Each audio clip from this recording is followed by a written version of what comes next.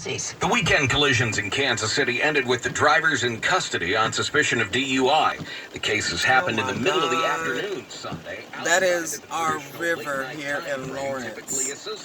I am parked by the bank. Look at that. Oh my gosh.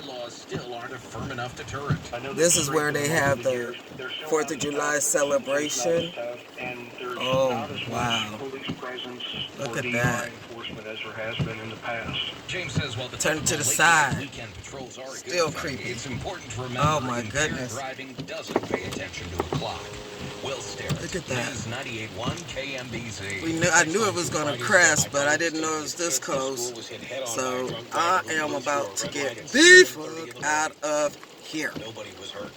Amazing. Wow. This is crazy. 24/7, despite what we may think. My mom was rear-ended by a drunk driver who was on his way to work at a restaurant at 10 o'clock in the morning. And it was that is crazy. They eventually found him when he ran into the side of the restaurant where he worked.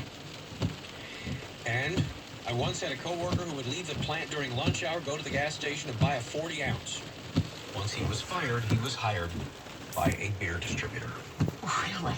22980 is the KMBZ text line. I'm surprised.